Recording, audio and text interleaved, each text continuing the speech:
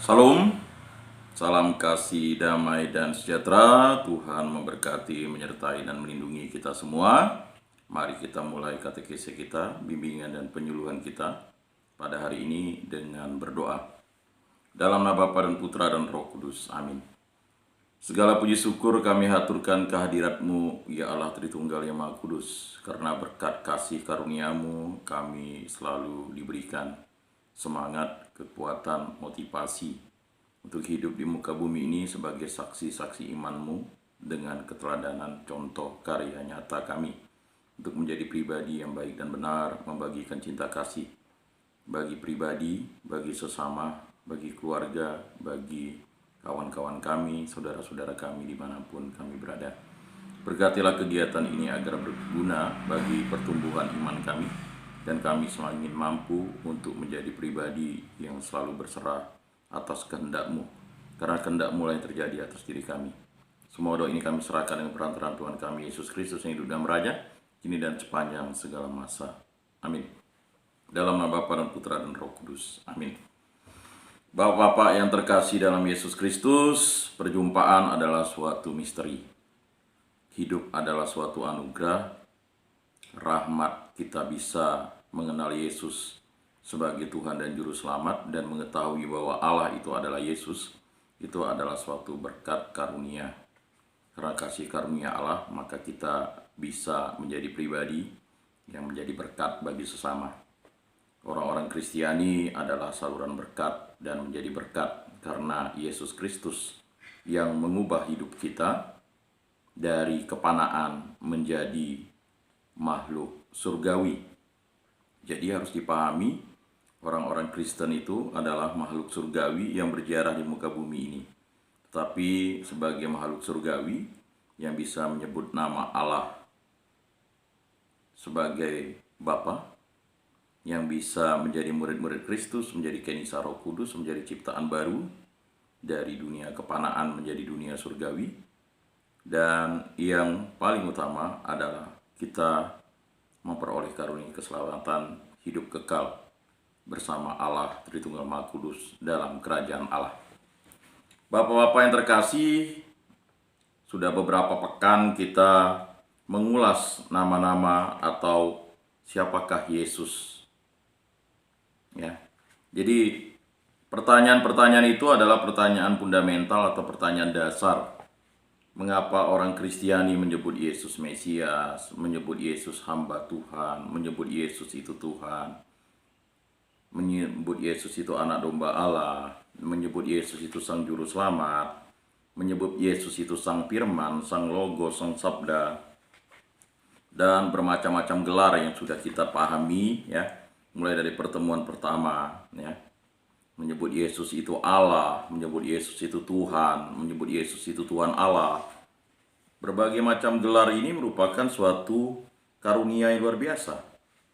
Menyebut Yesus dari Nazaret, menyebut Yesus anak Daud, menyebut Yesus anak Allah, menyebut Yesus anak manusia, menyebut Yesus Kristus atau Mesias, ya, menyebut Yesus Tuhan, menyebut Yesus sang firman atau sang sabda, menyebut Yesus hamba Tuhan, menyebut Yesus anak domba Allah, ya, menyebut Yesus penyelamat, menyebut Yesus Immanuel. Nah, ini, ya, nanti kita tahu bahwa ada 20, ya, penyebutan Yesus itu. Nah, kita sudah sampai ke Yesus Immanuel dan kita masuk ke Yesus Gembala yang baik. Jadi Bapak-bapak yang terkasih dalam Yesus Kristus, Yesus itu adalah Tuhan dan Juru Selamat yang memperkenalkan dirinya karena kehendaknya kepada kita. Bukan kamu yang memilih aku, akulah yang memilih kamu. Aku adalah jalan, kebenaran, dan hidup. Tak seorang pun bisa sampai ke rumah Bapakku tanpa melalui aku. Dan tidak ada nama di kolong langit ini selain nama Yesus yang dapat menghantar kita ke hadapan Bapa di surga. Berjuanglah untuk masuk ke pintu yang penuh atau sesak itu, karena jalan kebinasaan terbuka lebar. Jadi Bapak-bapak yang terkasih, bergumul dengan diri kita sendiri, kita mulai pada kita membuka mata. Banyak pertanyaan dalam hidup kita. Mengapa kita tidur dan bangun kemudian? Kita mati sementara beberapa jam dan kita dihidupkan kembali. Bukan oleh orang yang membangunkan, tetapi itu karena kehendak Allah. Dan masih banyak orang yang tidak mengikuti kehendak Allah, mengikuti kehendak pribadinya, hawa nafsu, mengikuti kehendak dunia, dan yang paling celaka adalah mengikuti kehendak iblis. Ingat, iblis itu melawan kehendak Allah. Ya, malaikat mengikuti kehendak Allah. Itu perbedaan antara malaikat dan iblis. Manusia kalau mengikuti kehendak dirinya akan menjadi sombong. Mengikuti kehendak dunia akan menjadi angkuh. Dan celaka kalau dia mengikuti kehendak iblis, dia akan dibinasakan. Padahal dia sudah diselamatkan. Ya. Begitu juga kalau kita mengikuti kehendak Allah, berarti kita harus baik dan benar di hadapan Allah. Karena makhluk-makhluk terang, makhluk-makhluk surgawi itu, para malaikat dan penghuni surga, itu adalah mengikuti kehendak Allah. Nah, kita di muka bumi ini mengikuti kehendak siapa? Sebagai orang Kristiani kita harus mengikuti kehendak Allah. Bapak-bapak yang terkasih dalam Yesus Kristus, pengalaman spiritual kita menghantar kita kepada suatu hal yang luar biasa. Menghantar kita pada momen di mana kita harus memilih. Memilih untuk menjadi baik. Memilih untuk menjadi benar.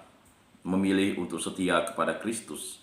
Itu adalah jalan kesempurnaan yang memang diidamkan oleh banyak orang.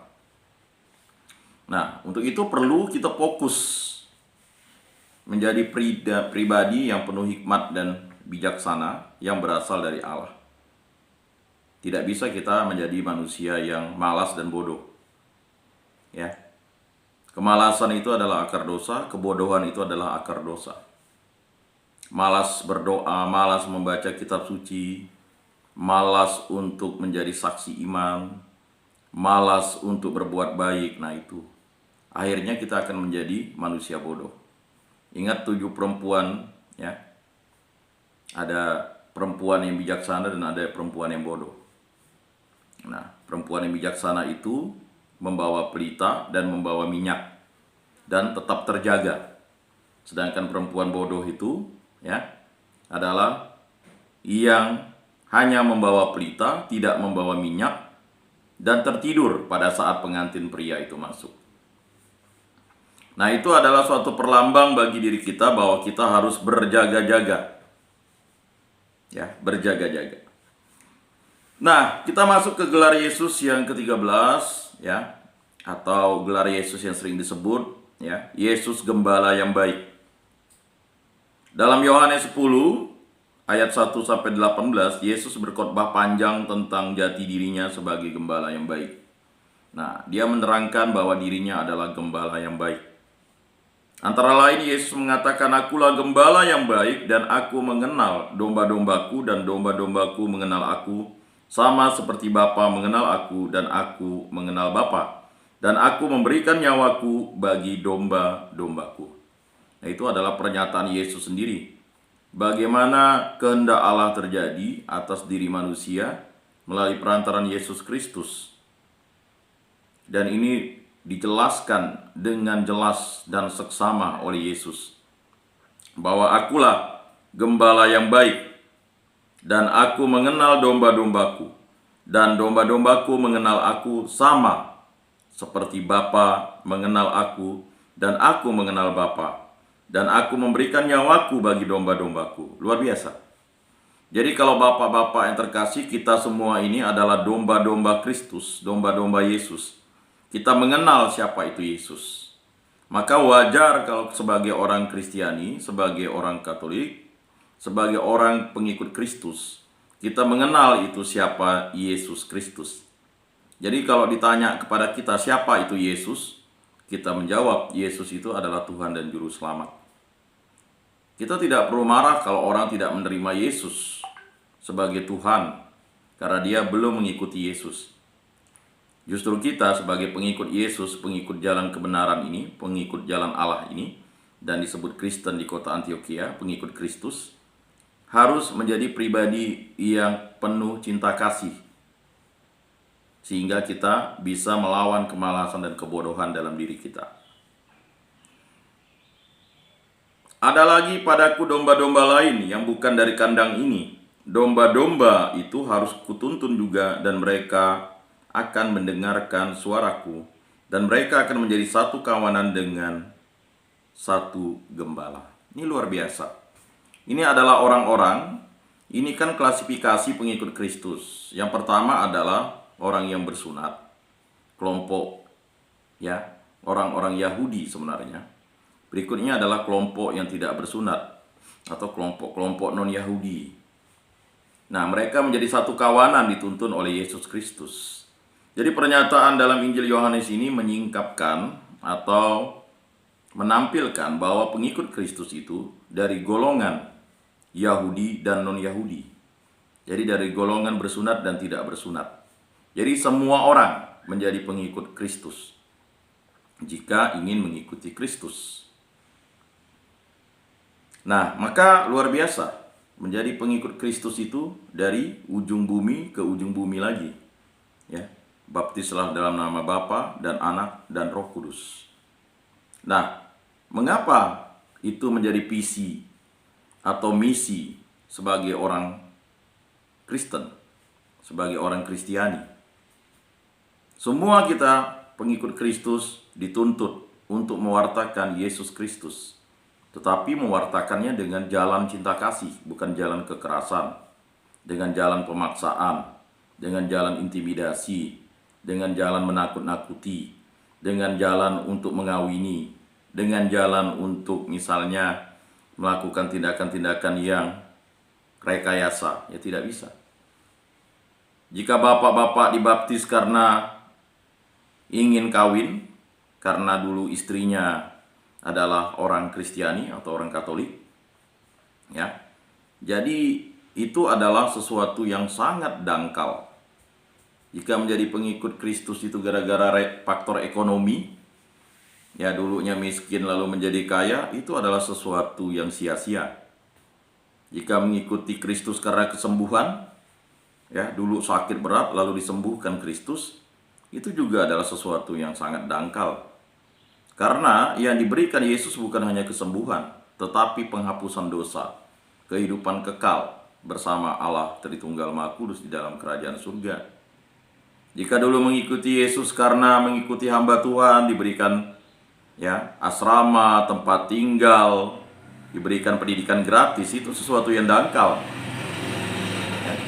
Jika mengikuti Kristus karena memang lebih banyak orang Kristen di kampungnya, atau karena pakaian bekas, atau karena baju-baju, kacang hijau, beras, itu sesuatu yang sangat dangkal.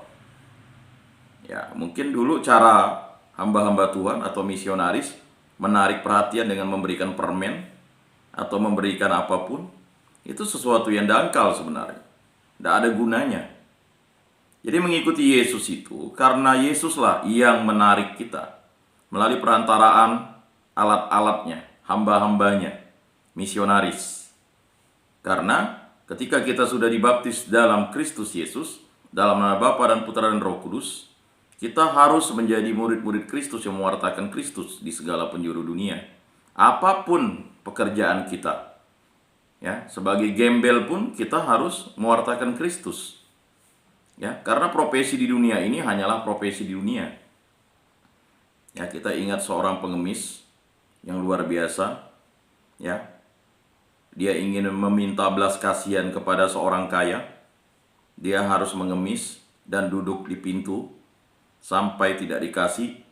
Borok pun dijilati anjing. Anjing juga masih menjilati borok-borok pengemis itu. Akhirnya dia mati. Dan dia mati, akhirnya dia duduk di pangkuan Abraham. Dan orang kaya itu ya mati juga, dia dalam kesengsaraan.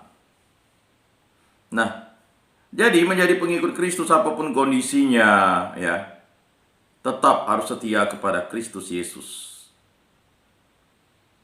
Nah, apalagi kalau misalnya mengikuti Yesus ya karena tadi kawin, karena istri yang cantik, ya kan, mau menjadi pengikut Kristus hanya untuk duniawi, ya akan sia-sia. Ya. Ini Bapak yang terkasih, ya, gembala yang baik, Yesus gembala yang baik itu mengajarkan kita untuk menjadi pribadi yang setia, bertekun, dan mengikuti kehendak Kristus.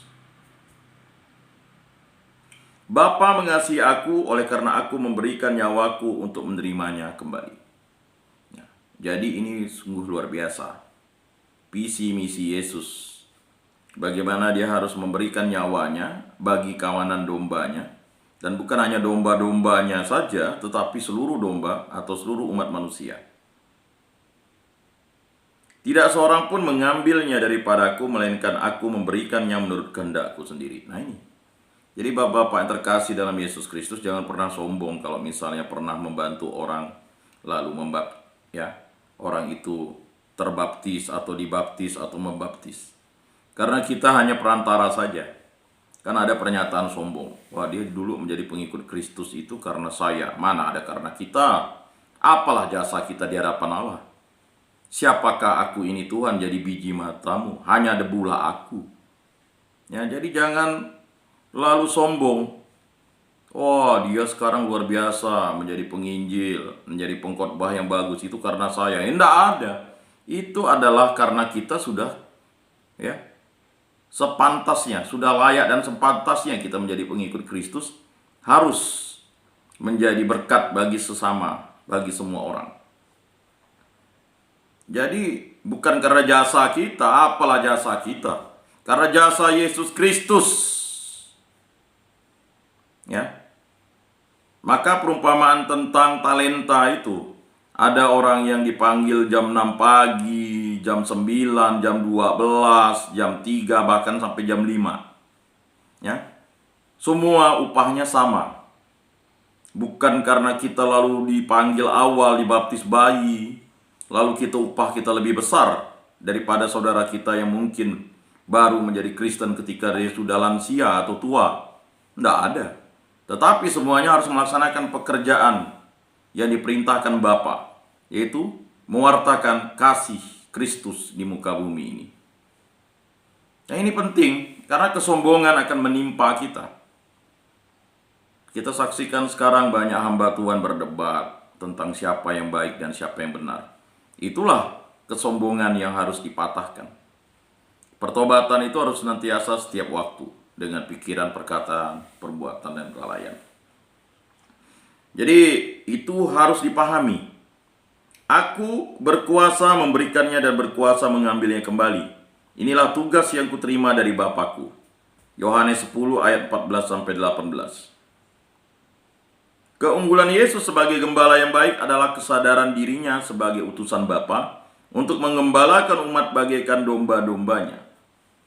Nah ini semacam perumpamaan yang luar biasa yang ditulis oleh Rasul Yohanes. Bagaimana Yesus itu adalah gembala yang baik. Ya. Karena ada gembala yang tidak baik. Ada juga gembala yang maling. Ya. Tetapi Yesus adalah gembala yang baik. Dia bukan hanya menjaga, tetapi memberikan nyawanya, ya, bagi domba-dombanya.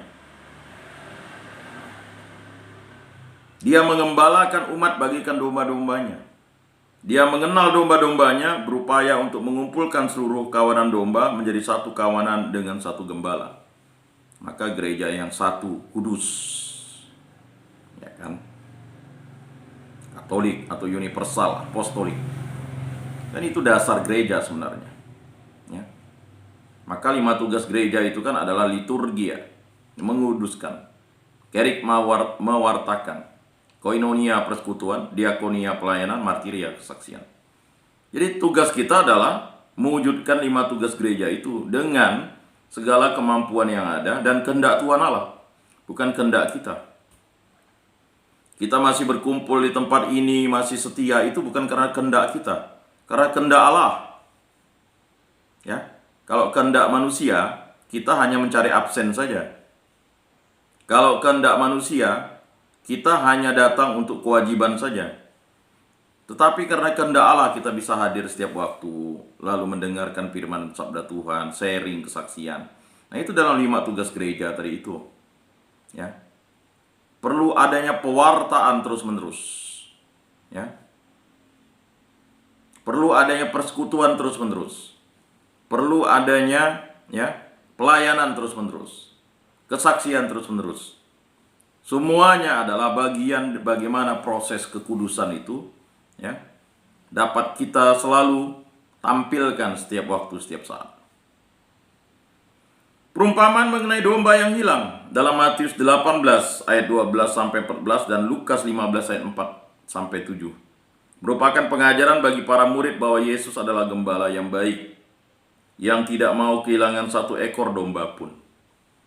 Ya, tak selai rambutmu pun tidak dihitung oleh Allah Bapa di surga. Barang siapa menyesatkan anak kecil ini, hendaknya digantung batu kilangan dan dicampakkan ke dalam laut. Bayangkan Bapak-bapak yang terkasih, ya, kita tidak boleh tersesat. Ya, kalau kita tersesat, kita dicari Allah. Kehendak Allah terjadi atas diri kita.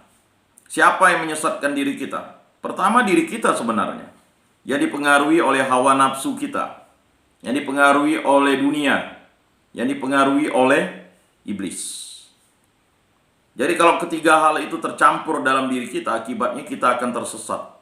Dan perlu pertobatan yang sungguh untuk menjadi pribadi yang benar-benar dimurnikan oleh Allah Tritunggal yang Maha Kudus. Domba yang hilang merupakan gambaran dari orang yang berdosa dan hilang dari antara kawanannya.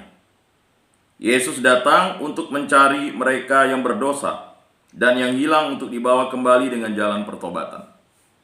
Jadi kita datang setiap waktu, setiap saat di hadapan Tuhan karena kita berdosa. Saya berdosa, saya sungguh berdosa. Kiasan Yesus mengenai gembala yang baik dilatar belakangi oleh tradisi kehidupan para gembala dan domba-domba mereka di Palestina zaman itu. Pekerjaan sehari-hari seorang gembala adalah mengembalakan dombanya yang jumlahnya bisa sampai ratusan. Jadi mengapa perumpamaan ini dilakukan? Karena memang pekerjaan-pekerjaan gembala di Palestina waktu itu. Nah, setiap hari gembala itu memasuki kandang melalui pintu, bukan dengan memanjat tembok. Jadi gembala itu tidak memanjat tembok, itu maling, pencuri. Tapi gembala itu memasuki pintu. Lalu ia membawa kawanan dombanya keluar, ke tempat yang banyak rumputnya. Ia harus melindungi kawanan domba itu dari penyamun dan serigala. Pada malam hari ia membawa kawanan domba itu pulang ke kandangnya. Nah, itu adalah perilaku gembala yang luar biasa. Pagi hari dia masuk melalui pintu dan membawa keluar dombanya, Kemudian membawa gembala itu membawa dombanya di padang rumput untuk memberi makan domba-dombanya. Selanjutnya pada malam hari dia membawa kawanan domba itu pulang ke kandangnya. Hidup para gembala selalu bersama-sama dengan domba-domba mereka. Maka wajar dan pantas waktu Yesus lahir ke dunia, malaikat menampakkan diri kepada para gembala. Dan itu adalah hiasan Natal yang pasti ada di rumah-rumah orang Kristiani. Ada kandang Natal atau gua Natal, lalu di situ ada patung-patung gembala. Nah, hubungan antara domba dan gembala begitu akrab sehingga gembala sampai mengenal domba-dombanya satu persatu. Jadi gembala itu mengenal domba-dombanya satu persatu. Sama seperti kita dikenal oleh Yesus Kristus. Kita adalah kawanan dombanya. Tak selai rambut pun tidak dihitung oleh Allah Bapa di surga. Bayangkan ini luar biasa. Jadi firman dan sabda Tuhan itu luar biasa. Membuka mata hati kita untuk menjadi pribadi yang terus mencintai Tuhan Allah. Karena Tuhan Allah yang lebih dulu mencintai kita. Demikian pula domba-domba mengenal atau selalu tahu gembala mereka. Jadi gembala itu ya pasti mempunyai kode, ya, mempunyai sandi supaya domba-dombanya mengenal gembalanya.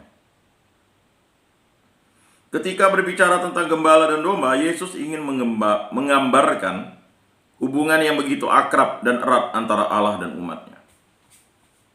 Jadi begitu akrab antara Allah dan umatnya. Jadi kalau Tuhan itu jauh, itu berarti kita tidak akrab dengan Tuhan. Tuhan itu sejauh doa. Bapak-bapak yang terkasih, bagaimana sih kita akrab dengan Tuhan? Ya dengan berdoa. Bapak-bapak kalau tidak berdoa sampai kapanpun akan menjadi pribadi yang jauh dari Allah. Tetapi ingat, doa yang kita sampaikan kepada Allah itu adalah doa yang berkenan di hadapan Allah. Ya, jadi doa yang berkenan di hadapan Allah itu adalah doa yang minta kehendak Allah terjadi atas diri kita. Jadi kita mengenal Allah itu sebagai Bapa saking akrabnya. Jadi Yesus ingin menggambarkan hubungan yang begitu akrab dan erat antara Allah dan umatnya. Bandingkan Mazmur 23 ayat 1, Mazmur 77 ayat 20, Mazmur 79 ayat 13, Mazmur 80 ayat 1, Mazmur 95 ayat 7, Mazmur 100 ayat 3, dan Yesaya 40 ayat 11. Allah adalah gembala bangsa Israel. Yesus menjadi utusan Bapa untuk mengembalakan umatnya. Dia adalah gembala dan penuntun. 1 Petrus 2 ayat 25. Gembala agung bagi kawanannya menurut Ibrani. Ya, Ibrani 13 ayat 20. Nah, Yesus terharu pada orang-orang yang datang padanya bagaikan domba-domba yang tanpa gembala. Nah, itu dinyatakan dalam Matius 9 ayat 36, Markus 6 ayat 34. Para murid disebutnya sebagai kawanan kecil yang membutuhkan peneguhan. Lukas 12 ayat 32. Jadi kita ini butuh peneguhan. Jadi mengapa pengurus rutan atau pengurus gereja Okumene Rutan kelas 2A Pontianak ini menginginkan bapak-bapak itu selalu hadir dalam setiap kegiatan rohani? Itu untuk peneguhan. Ya, peneguhan. Karena iman kita tuh harus makin bertambah terus teguh. Kalau kita mundur, jadi kalau iman itu, kalau mundur itu berarti sudah merosot. Apalagi diam. Ya. Mundur saja merosot, diam itu lebih kacau. Jadi kalau pribadi yang suam-suam kuku itu akan dimuntahkan. Ketika Yesus sudah bangkit dan kemudian menemui para murid di tepi danau Galilea, 3 kali dia berpesan kepada Petrus, "Gembalakanlah domba-dombaku." Yohanes 21 ayat 15 sampai 17.